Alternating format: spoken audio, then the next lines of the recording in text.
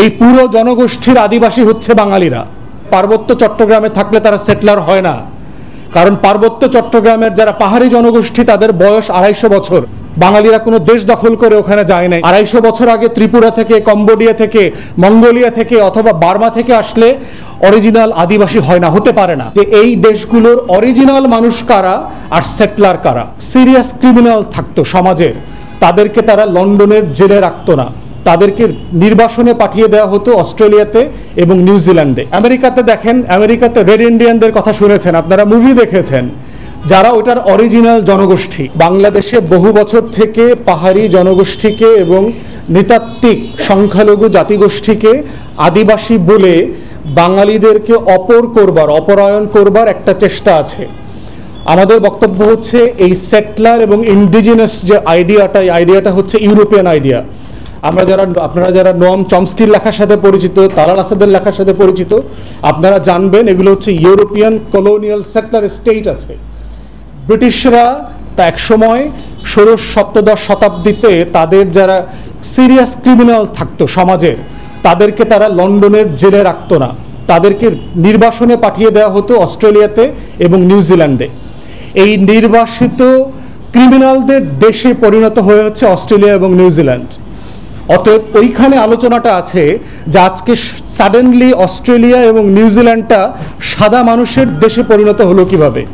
তারা পরিণত হয়েছে অস্ট্রেলিয়ার যারা অ্যাবরিজিনস আছেন, নিউজিল্যান্ডের যারা মাওরি জনগোষ্ঠী আছে, তাদেরকে লক্ষ লক্ষ হিসেবে মানে নৃশংসতম গণহত্যা করে এই সাদা ইউরোপিয়ানরা এই দেশগুলো দখল করেছে। অতএব এই দখল করার প্রেক্ষিতে আলোচনা এসছে যে এই দেশগুলোর অরিজিনাল মানুষ কারা আর সেটলার কারা। আমেরিকাতে দেখেন, আমেরিকাতে রেড ইন্ডিয়ানদের কথা শুনেছেন আপনারা, মুভি দেখেছেন, যারা ওটার অরিজিনাল জনগোষ্ঠী। ইউরোপিয়ানরা সারা 16, 17, 18 শতাব্দীতে যুদ্ধ, বিগ্রহ, অভাব, অনটন থেকে বাঁচার জন্য তারা আমেরিকা থেকে সেটেল করেছে, কানাডাতে সেটেল করেছে। স্প্যানিশরা যখন দক্ষিণ আমেরিকা দখল করে, ল্যাটিন আমেরিকা দখল করে, তখন তারা দক্ষিণ আমেরিকাতে গিয়ে সেটেল হয়। অতএব তারা ওই অঞ্চলের জনগোষ্ঠী ছিল না, তারা অন্য দেশ থেকে গিয়ে সেটেল করেছে। বাঙালিরা এই দেশের মানুষ, তারা চট্টগ্রামে থাকলে, পার্বত্য চট্টগ্রামে থাকলে তারা সেটলার হয় না, কারণ পার্বত্য চট্টগ্রামের যারা পাহাড়ি জনগোষ্ঠী তাদের বয়স 250 বছর, 300 বছর, 350 বছর। 250 বছর আগে ত্রিপুরা থেকে, কম্বোডিয়া থেকে, মঙ্গোলিয়া থেকে অথবা বার্মা থেকে আসলে অরিজিনাল আদিবাসী হয় না, হতে পারে না। এই পুরো জনগোষ্ঠীর আদিবাসী হচ্ছে বাঙালিরা। অতএব সেটলার বলবার মধ্য দিয়ে কিছু কিছু জাতীয় গণমাধ্যম এবং তথাকথিত কিছু দেশ বিক্রি করা বুদ্ধিজীবী দালালরা যেটা বলবার চেষ্টা করছে, বাঙালিরা হচ্ছে অপর, বাঙালিরা কোনো দেশ দখল করে ওখানে যায় নাই সাদাদের মতো। অতএব সাদাদের চোখ দিয়ে পার্বত্য চট্টগ্রামকে দেখবার যে ভুল নীতি আমরা দেখতে পাচ্ছি, এটা বন্ধ করতে হবে। এটা বাংলাদেশের স্বাধীনতা, সার্বভৌমত্ব এবং আমাদের জাতীয় স্বার্থের পরিপন্থী। তাহলে আমাদের মিলনের জায়গা কোথায়? সূত্র হচ্ছে বাংলাদেশিতা। আমরা সবাই বাংলাদেশি, যে যেখান থেকে 250 বছর আগে আসছেন, যে যেখান থেকে ত্রিপুরা থেকে আসছেন, যে যুদ্ধ থেকে পালায়া বায়ানমার থেকে, বার্মা থেকে আসছেন অথবা মঙ্গোলিয়া থেকে আসছেন, আপনারা সবাই এখন বাংলাদেশি। আপনারা শত শত বছর ধরে এখানে আছেন। অতএব আপনাদের জাতিসত্তার অধিকার আছে, আপনাদের নাগরিক অধিকার আছে। এই প্রত্যেকটা অধিকার আমরা স্বীকার করি এবং আমরা বারবার দাবি করেছি তত্ত্বাবধায়ক সরকারকে সিরিয়াসলি তদন্ত করে কোথায় কোথায় অন্যায্যতা হচ্ছে এটার সমাধান করতে হবে। চতুর্থ বক্তব্য হচ্ছে যে সারা দুনিয়াতে আমরা দেখেছি যে জাতিগত বিভেদ এবং যে টেনশনগুলো আছে এগুলোকে যুদ্ধ করে, মারামারি করে, সামরিক বাহিনীর অস্ত্র দিয়ে এটা সমাধান হবে না। এটা সমাধান হচ্ছে রাজনৈতিক প্রসেসে প্রত্যেক সম্প্রদায়ের সাথে আলাপ আলোচনা করে কার কোথায় ক্ষোভ আছে, বঞ্চনা আছে, না পাওয়ার কষ্ট আছে, সেই কষ্টগুলোকে অ্যাড্রেস করতে হবে। এই জন্য আমরা দাবি করছি আজকে এবি পার্টির তরফ থেকে যে একটা ট্রুথ অ্যান্ড রিকনসিলিয়েশন, একটা ন্যায় কমিশন গঠন করেন। এই ন্যায় কমিশনের কাজ হবে, সারা দুনিয়াতে এই ঘটনাগুলো ঘটেছে, কানাডাতে ঘটেছে, কম্বোডিয়াতে ঘটেছে, মিয়ানমারে চেষ্টা করা হচ্ছে, সিয়েরা লিওনেতে হয়েছে, কঙ্গোতে, রুয়ান্ডাতে হয়েছে।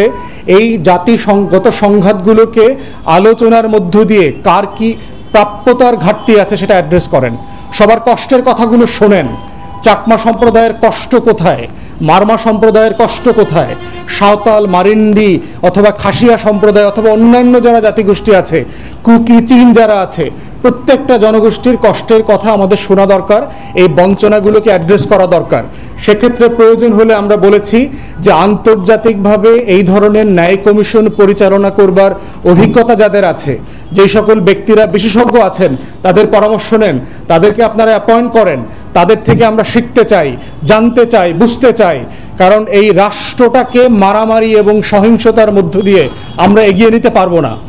সকল নাগরিককে তার অধিকারের মধ্য দিয়েই শুধুমাত্র রাষ্ট্রকে এগিয়ে নেওয়া যাবে।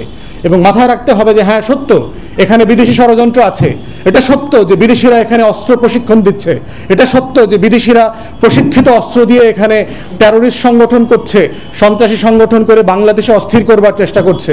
কিন্তু এটাও মাথায় রাখতে হবে, যদি ন্যায্য ক্ষোভ এবং বঞ্চনাকে আপনি অ্যাড্রেস না করেন, তাহলে বিদেশিরা সুযোগ নেবে, সুযোগ নিতে পারবে। অতএব রাষ্ট্র হিসাবে, জাতি হিসাবে আমাদের দায়িত্ব হচ্ছে বিদেশিরা যেন ষড়যন্ত্র করতে না পারে, অভাব অনটন নিয়ে যেন কোনো ফ্যাসিলিটি দিতে না পারে। কেন বিদেশি এনজিওকে আইসা ওখানে গির্জা করে দিতে হবে, হাসপাতাল করে দিতে হবে, মন্দির করে দিতে হবে? আপনার রাষ্ট্রের নাগরিকের যদি হাসপাতাল লাগে, মসজিদ লাগে, মন্দির লাগে, গির্জা করতে হয়, আপনার ট্যাক্স, আমাদের ট্যাক্স পেয়ারের টাকা দিয়ে কেন করবে না? বিদেশের টাকা লাগবে কেন? ডলার পাউন্ড লাগবে কেন? অতএব বিদেশি এনজিওদের এই ধরনের কর্মকাণ্ডগুলোকে সিরিয়াসলি মনিটর করতে হবে। যাদেরকে প্রয়োজন এখান থেকে বিতাড়িত করে দিতে হবে, কোনো প্রয়োজন নাই। রাষ্ট্রের নাগরিকের প্রত্যেকটা মৌলিক অধিকার, জাতিসত্তা সংরক্ষণ করবার যে অধিকার, তার নিজস্ব মাতৃভাষা আছে। আমরা দেখলাম যে 10 থেকে 12টা ভাষার মাত্র 10-15 জন লোক বেঁচে আছে, বাংলাদেশের নাগরিক। এই ভাষাগুলো এই প্রজন্মের পরে আর বেঁচে থাকবে না। আমরা বারবার দাবি করেছি যে এই ধরনের হারিয়ে যেতে পারে এমন ভাষাগুলোকে সংরক্ষণ করেন, এই মানুষগুলোকে পুনর্বাসন করেন। আন্তর্জাতিক মাতৃভাষা ইনস্টিটিউট আছে, কোনো কাজ করে না এরা। এরা ভাষার মাসেও শেখ মুজিবের কীর্তন গায়, জেল থেকে নাকি চিরকুট দিয়ে ভাষা আন্দোলন সংগঠিত করেছে, এই ধরনের মিথ্যাচারের গল্প বলে 21শে ফেব্রুয়ারিকে কেন্দ্র করে। অতএব যারা যেখানে আছেন তারা এই কাজগুলো করবেন। তাই আমরা বলছি ন্যায় কমিশন গঠন করেন, এবং 2টা কমিশন হইতে হবে।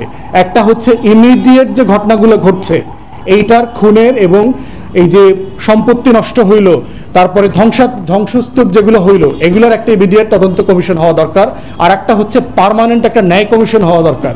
যে ন্যায় কমিশনটা শুধু বর্তমান ঘটনা না, গত 53 বছরের সকল বঞ্চনা, আমাদের পাহাড়ি জনগোষ্ঠী যারা আছেন, আমাদের পার্বত্য চট্টগ্রামবাসী যারা আছেন, সবার জনগোষ্ঠীর, সকল বাংলাদেশির কষ্টের কথা শুনতে হবে। এবং আমরা দাবি করছি এই ন্যায় কমিশনের সকল কার্যক্রম পাবলিক হইতে হবে। কোনো গোপনে তথ্য দেওয়া, সাক্ষী দেওয়ার কোনো আলোচনা হতে হবে না, যেটা বিটিভি থেকে সম্প্রচারিত হইতে হবে। দেশের মানুষকে জানতে হবে যে আমার ক্ষুদ্র নৃগোষ্ঠীর যে নাগরিক আছেন তার কষ্টটা কোথায়। ঢাকাতে বসে শুধু বাঙালির কষ্ট নিয়ে আলোচনা করবার জন্য রাষ্ট্র হতে পারে না। আমার এই রাষ্ট্র সবার রাষ্ট্র, সব ধর্মের রাষ্ট্র, সব জাতিসত্তার রাষ্ট্র। অতএব আমাদের সবারকে জানার অধিকার আছে যে ওখানে কি হচ্ছে, কেন বঞ্চিত হচ্ছেন, কি করা যেতে পারে। আমাদের সেনাবাহিনী ওখানে মোতায়েন আছে, এবং রাইটলি সো, কারণ তারা এখানে স্বাধীনতা, সার্বভৌমত্বের প্রশ্ন জড়িয়ে আছে। যেখানে যেখানে এই সংকটের সমস্যার সমাধান করবার জন্য তাদেরকে রাখা দরকার, অবশ্যই তাদেরকে সেখানে রাখতে হবে। আমাদের জাতীয় সার্বভৌমত্ব স্বার্থ কোনোভাবে আপোষ করা যাবে না, এটা সবাইকে মাথায় রাখতে হবে। যদি তারপরেও যদি কোনো সেনা সদস্য, ব্যক্তি, সংগঠন, রাজনৈতিক দল, বাঙালি কেউ যদি এই ধরনের অন্যায় কাজের সাথে জড়িত থাকে, কেউ যদি জুলুম করে থাকে, কেউ যদি নিরপরাধ পাহাড়িকে কোনোভাবে হেনস্থা করে থাকে, তাদেরকে বিচারের মুখোমুখি করতে হবে। ন্যায্যতাই হচ্ছে সমাধান, মাথায় রাখতে হবে। ইনসাফই হচ্ছে সমাধান। যার অধিকার ক্ষুণ্ণ হয়েছে তার অধিকার ফিরিয়ে দেওয়াটাই সমাধান। এটাই হচ্ছে অধিকারের রাজনীতি। তাই আমরা সরকারকে বলছি, ষড়যন্ত্র হচ্ছে, আওয়ামী লীগের লোকজন বিভিন্নভাবে উস্কানি দিচ্ছে, প্রশাসনিকভাবে সরকারকে অস্থিতিশীল করবার চেষ্টা করছে, জুমল্যান্ড, স্বাধীন জুমল্যান্ড করবে বলে স্ট্যাটাস দিচ্ছে, বিদেশিদের সাহায্য কামনা করছে, এবং তাদের সবার ছবি দেখলাম সাবেক ছাত্রলীগ, আওয়ামী লীগ নেতাদের সাথে। অতএব ঢাকা বিশ্ববিদ্যালয়ে যারা মিছিল মিটিং করছেন, যারা পাহাড়ি জনগোষ্ঠী আছেন এবং যারা ওখানে আন্দোলন করছেন, প্রত্যেকের ক্যারেক্টারিস্টিক্স এবং সংগঠনের হিস্ট্রি আমাদের গোয়েন্দা সংস্থাকে ভালোভাবে মনিটর করতে হবে। যারা ন্যায্য আন্দোলন করছেন, ন্যায্য দাবি দাওয়া করছেন, তারা অবশ্যই মোস্ট ওয়েলকাম। গত বিভিন্ন সময়গুলোতে আপনারা বেনিফিশিয়ারি হয়েছেন, রাষ্ট্রকে অস্থিতিশীল করেছেন, তাদের ব্যাপারে তদন্ত করে বিচারের মুখোমুখি করতে হবে।